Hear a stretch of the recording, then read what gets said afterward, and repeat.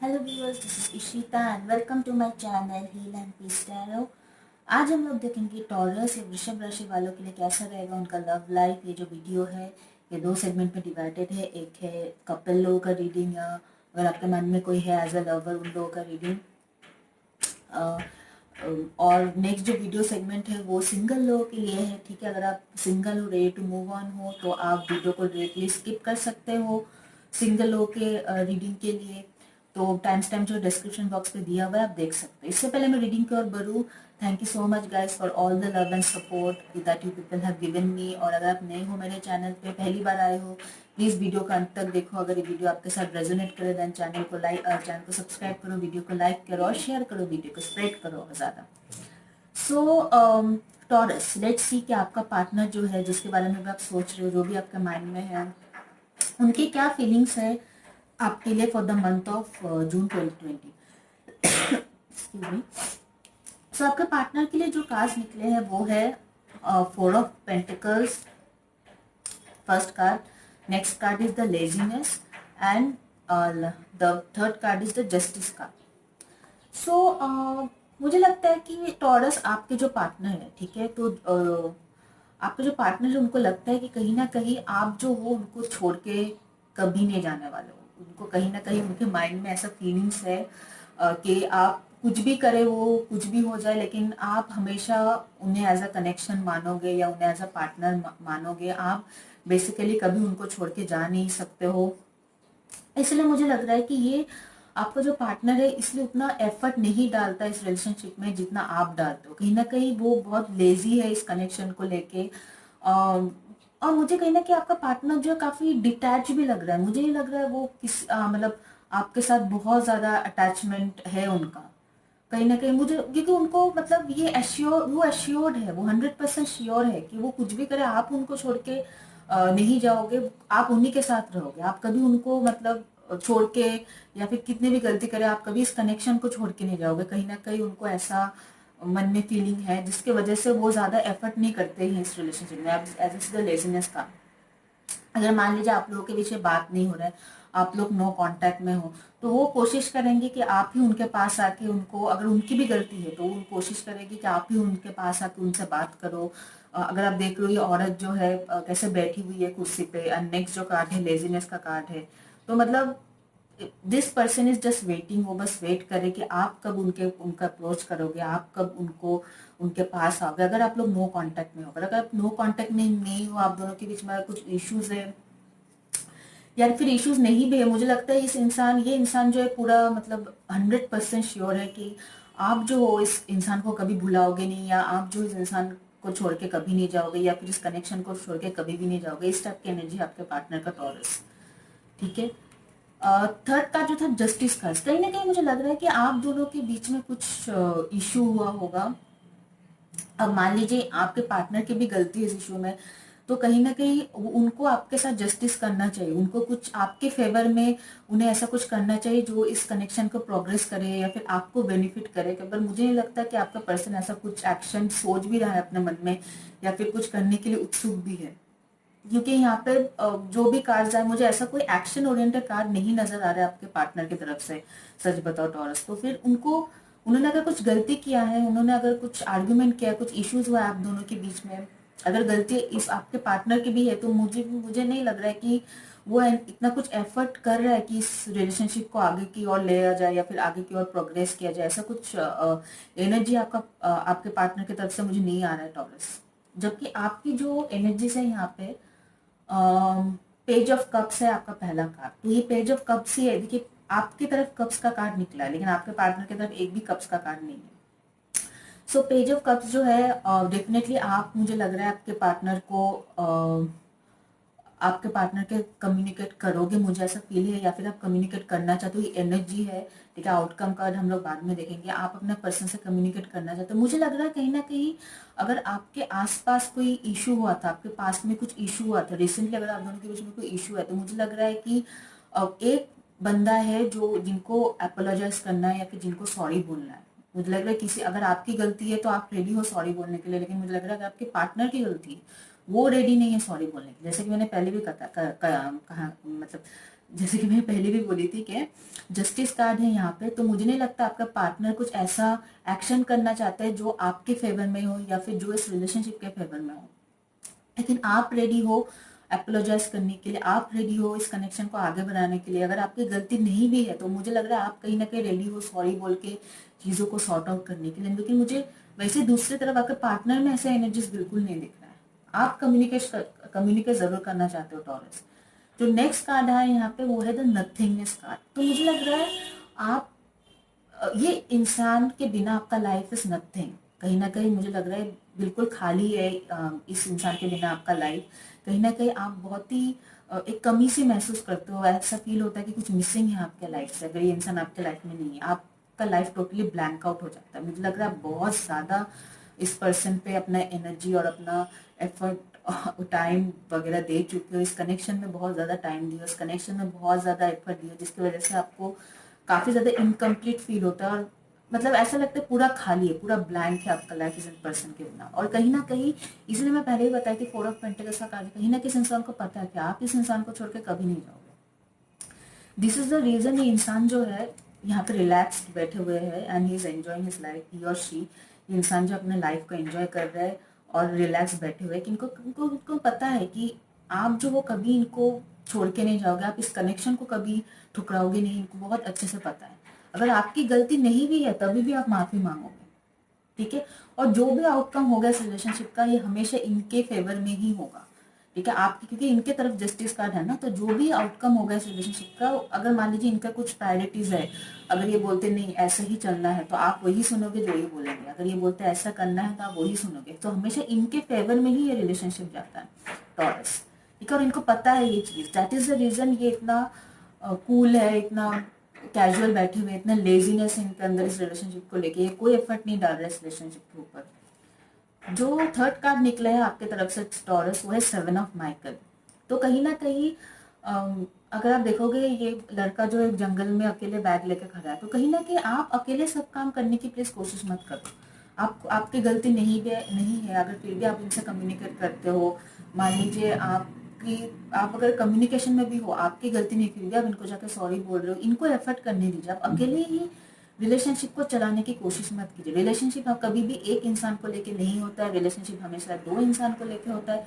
दोनों इंसान का म्यूचुअल एफर्ट होना चाहिए रिलेशनशिप में, जो कभी नहीं होता है। बट एटलीस्ट एक रेशियो होता है कि चलो 50% या फिर 50% मैं करती हूँ, ठीक है, बाकी के कुछ परसेंटेज तुम कर लो, या फिर 60% मैं करता हूँ बाकी को तुम कर लो। पर ऐसा मतलब टोटली अगर मतलब इतना डिसबैलेंस होगा कि आप ही जो है 90% कर रहे हो, ये 10% कर रहे हो, तो बिल्कुल ऐसा नहीं होता है। तो मतलब एक रेशियो होता है जो, ठीक है, कुछ हद तक हम लोग एडजस्ट कर सकते हैं, लेकिन अगर आप ही पूरे एफर्ट डाल रहे हो रिलेशनशिप में तो ये बहुत ज्यादा दिक्कत है एक रिलेशनशिप को मेंटेन करने के लिए। तो इसलिए ये कार्ड आया है कि आप खुद सब कुछ जाके चीजों को सॉर्ट आउट करने की कोशिश मत करो, इस इंसान को भी सॉर्ट आउट करने दो अपने लाइफ में, इस इंसान को भी इस रिलेशनशिप में कुछ एफर्ट डालने दो। कुछ मतलब ये अगर लेजीनेस के उसमें है, अगर लेजी है इस कनेक्शन को लेके, क्योंकि उनको पता है आप जो है पूरा एफर्ट डालोगे इस कनेक्शन को चलाने के लिए, तो कहीं ना कहीं एक दिन एनफ इज एनफ वाला फीलिंग हो जाएगा। आप मतलब जब पीक पॉइंट पे चले जाओगे आप, उसके बाद आप बर्दाश्त से बाहर हो जाएगा आपके लिए relationship topics. So that is the reason अपने पर्सन को भी थोड़ा एफर्ट करने दो, अपने पर्सन को भी थोड़ा रिलेशनशिप पे वर्कआउट करने दो, ताकि म्यूचुअल अंडरस्टैंडिंग के साथ रिलेशनशिप आगे बढ़े तो ज्यादा हेल्दी रिलेशनशिप होगा। जो आउटकम कार्ड है यहाँ पे वो है the 7 of wands and the S of wands. जैसे कि मैंने बताया कि आपको 7 ऑफ वांड्स, आपको खुद के लिए लड़ना है। You need to stand up for yourself Taurus, आपको अपने पावर में आना है, आपको आपके फुल पावर में स्टेप इन करना है, तभी ये रिलेशनशिप में न्यू बिगिनिंग पॉसिबल है, वरना पॉसिबल नहीं है। कहीं ना कहीं ये जो आपका आप जो ये सेल्फ सैक्रिफाइस कर रहे हो, आप जो अपने प्रायोरिटीज को दबा के दूसरे के प्रायोरिटीज को ज्यादा प्रेफरेंस दे रहे हो, कहीं ना कहीं ये चीज जो है न्यू बिगिनिंग को ब्लॉक कर रहा है। This is blocking the relationship, this is blocking the new beginning. तो कहीं ना कहीं आपको जो है आपके पावर में स्टेप इन करना है, आपको खुद के लिए लड़ना है, लोग नहीं लड़ेंगे आपके लिए, आपको खुद के लिए लड़ना है। आपकी जो प्रायोरिटीज है, अगर आपकी गलती नहीं है, अगर आपकी कुछ प्रायोरिटीज है, तो दूसरे लोगों को उसका रेस्पेक्ट करने दीजिए। अपने मतलब अपने जो इच्छा है, अपने जो विश है, उसको ऐसा किल मत कीजिए, उसको मारिए मत। जो भी आपके प्रायोरिटीज है उनको खुल के लोगों के सामने रखिए और अपने लिए फाइट कीजिए, तभी ये न्यू बिगिनिंग पॉसिबल है। Let this person make an effort.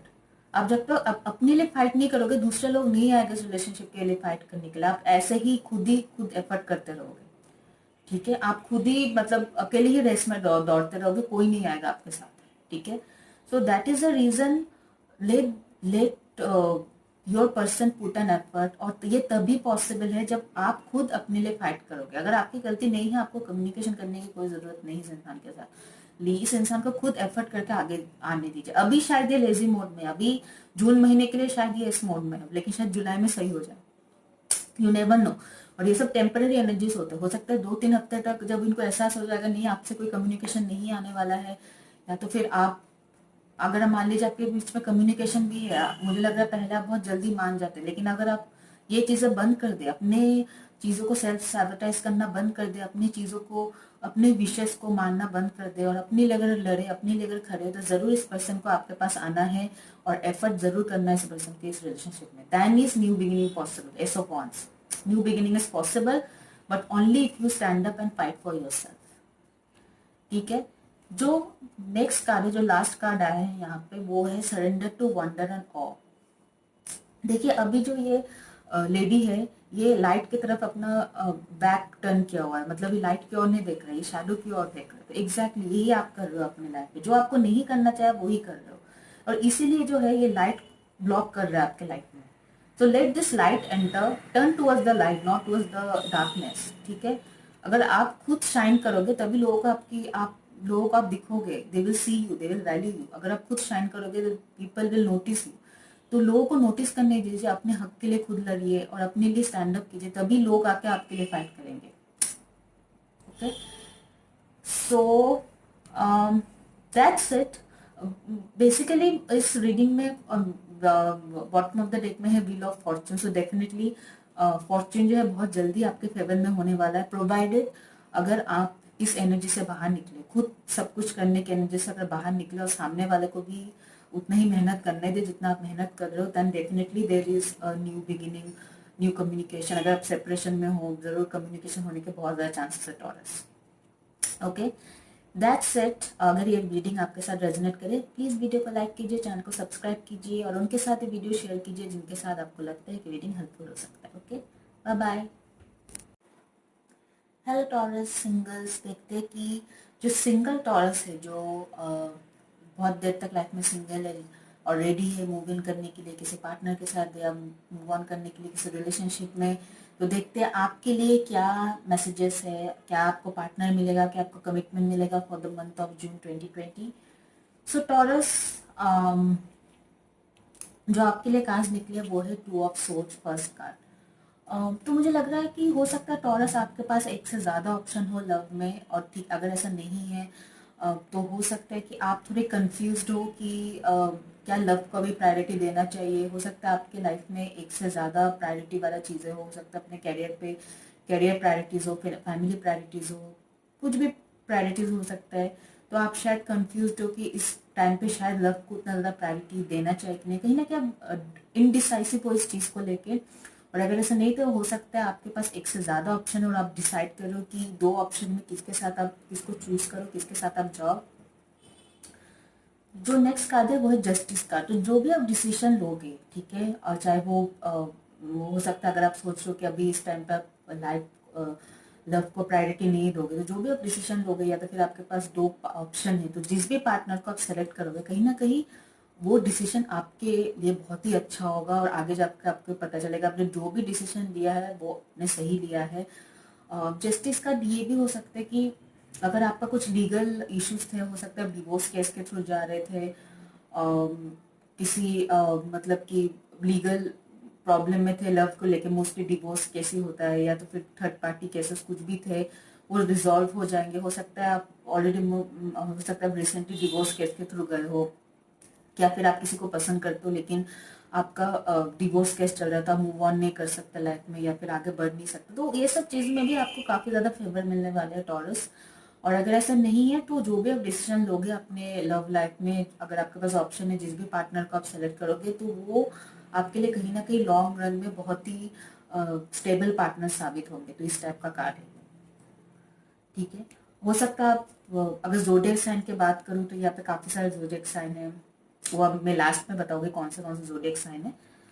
यहाँ पे है द हायरोफेंट। तो डेफिनेटली मुझे लग रहा है कि आप लोग आपको ज़रूर एक स्टेबल पार्टनर मिलने वाला है।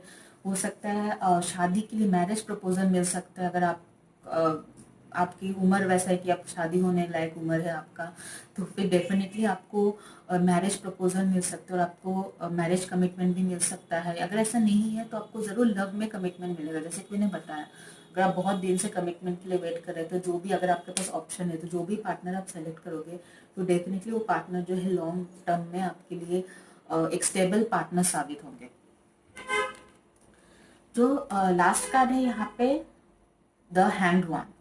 सो हो सकता है आप मतलब बहुत आसानी से, मान लीजिए अगर कोई आपके पास कमिटमेंट लेके भी आता है तो मुझे नहीं लगता बहुत जल्दी आप कमिटमेंट में जाओ। हो सकता है आप थोड़ा टाइम मांगो और चीज़ों को दूसरे तरीके से देखने की कोशिश करो और उसके बाद आप कमिटमेंट में जाओ। हो सकता है जैसे कि मैंने बताया, आपके पास अगर बहुत ज़्यादा प्रायोरिटीज़ है तो आपको ऐसा पार्टनर तो मिलेगा जो आपको long term partner, long term stable partner, future partner तो मिलेगा, लेकिन आप तुरंत में कमिटमेंट में जाने से शायद थोड़ा हिचकिचाओ या फिर आप थोड़ा टाइम मांगो, उसके बाद आप कमिटमेंट में जाओ। मुझे नहीं लगता आप अचानक से कमिटमेंट के थ्रू और जाने वाले हो, ठीक है। जो यहाँ पे last bottom of the deck में जो कार्ड है वो है द किंग ऑफ कप्स। तो किंग ऑफ कप्स मुझे लग रहा है कि डेफिनेटली जो पर्सन आएगी वो काफ़ी ज़्यादा मैच्योर्ड होगी। जो भी पर्सन होगा काफ़ी ज़्यादा मैच्योर्ड होगा आपसे, और इमोशनली भी बहुत ज़्यादा स्टेबल होंगे। वो आपको समझेंगे, काफ़ी अंडरस्टैंडिंग होंगे, वो आपकी इमोशंस को समझेंगे। लाइक अगर आप उनसे टाइम मांग रहे हो तो डेफिनेटली ये पर्सन जो है आपकी प्रायोरिटीज को समझेगा, आपके टाइम को वैल्यू करेगा और डेफिनेटली पर्सन जो है आपके साथ म्यूचुअल अंडरस्टैंडिंग के साथ आपके सारे डिसीजंस के साथ सहमत रहेंगे। क्योंकि ये मुझे आपके ऐसा कुछ नेगेटिव बिल्कुल भी नहीं दिख रहा है, सिर्फ थोड़ी कंफ्यूजन दिख रहा है मुझे आपकी ओर से, वो भी डिसीजन मेकिंग में कि इतनी जल्दी कमिटमेंट में जाना चाहिए या तो फिर अगर आपके पास ऑप्शन है तो कौन सा पार्टनर सही होगा। तो बस थोड़ी डिसीजन मोड में आप दिख रहे हो, लेकिन मुझे ऐसा बहुत ज़्यादा प्रॉब्लम नहीं दिख रहा है। डेफिनेटली ये दोनों जो कार्ड है मुझे ये इंडिकेट करे कि डेफिनेटली आपके लाइफ में जो है taurus, you will definitely get a long term and committed partner for the month of June 2020, ठीक है। अब मैं साइन की बात करूँ कि यहाँ पे वाटर साइन है cancer, Scorpio, Pisces, Libra, that's it, ठीक है। अब एयर साइन अगर मैं मान के चलूँ Libra, Gemini, Aquarius, but that's it. उससे ज़्यादा मुझे लग रहा है या तो वाटर साइन होगा या तो फिर एयर साइन होगा, ठीक है। सो मुझे ऐसा लग रहा है कि बहुत जल्दी आप मतलब आपके मैरिज के चांसेस है फॉर द मंथ ऑफ जून, या तो फिर आपको मैरिज पार्टनर मिले, आपके फ्यूचर हस्बैंड वाइफ मिले, यू नेवर नो। शायद आप अभी कमिटमेंट में नहीं गए पर आगे जाके शायद कमिटमेंट में आप जा चलो और आप दोनों के बीच में शादी भी हो, क्योंकि यहाँ पे हेरोफेंट का भी कार्ड है। तो काफ़ी अच्छा कार्ड है, काफ़ी इमोशनल, ये पर्सन आपके लिए इमोशनल भी है, मुझे इमोशनल कनेक्शन भी दिख रहा है। So this a very good card. दो फाइनल कार्ड जो आए हैं आपके लिए वो है द नाइट ऑफ माइकल। तो मुझे लग रहा है कि बहुत तेजी से ये इंसान आपके लाइफ में आएगा, मतलब बहुत आपको पता भी नहीं चलेगा। और कभी ना कभी ऐसा होता है कि वो इंसान हमारे लाइफ में आता है एंड वी नेवर नो कि ये इंसान हमारे लाइफ में इतना ज्यादा इंपॉर्टेंट हो जाएगा। तो इस टाइप का कनेक्शन ही है। हो सकता है आप इनको अभी नहीं जानते हो या फिर रिसेंटली जान रहे हो और आपको पता नहीं कि ये इंसान आगे जाके आपके फ्यूचर पार्टनर बनेगा, फ्यूचर गर्लफ्रेंड बनेगा, फ्यूचर बॉयफ्रेंड बनेगा, फ्यूचर हस्बैंड या वाइफ बनेगा, आपको पता नहीं, लेकिन अचानक से ये इंसान आपके लाइफ में आएगा। और कहीं ना कहीं मुझे लग रहा है कि आपके लिए इंसान बहुत ज्यादा अचानक से बहुत ज्यादा इंपॉर्टेंट हो जाएगा। हाँ, कमिटमेंट देने से आप थोड़ा सोचेंगे बट इंपॉर्टेंट जरूरी होगा आपके लिए ये इंसान, जो भी इंसान आपके लाइफ में होंगे, ठीक है। और अगर आप लीगल केस में हो, डिवोर्स में हो और डिवोर्स का वेट कर रहे हो, तो वो भी चांसेस है कि आपकी जो लिटिगेशन मैटर है वो आप ही के फेवर में होगा।